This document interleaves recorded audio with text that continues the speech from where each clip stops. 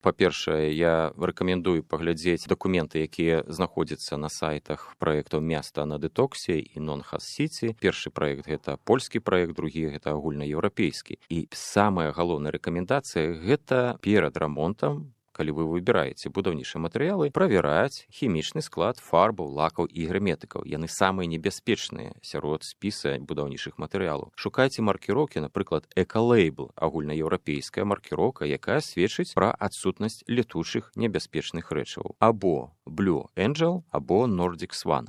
Таксама выбірайце даўгавечныя матэрыялы. Чым даўжэй служыць рэч, тым менш адходаў і таксінаў. У будаўнічых склепах можна удакладняць у прадаўца пра інфармацыю пра лятучыя арганічныя злучэнні. Гэта інфармацыя абавязкова маецца ў пашпартах гэтых прадуктаў. Заўсёды пры будаўніцтве мінімізуйце пластыкавыя рэчы, асабліва пры аздабленні падлог, столяў і мэблі.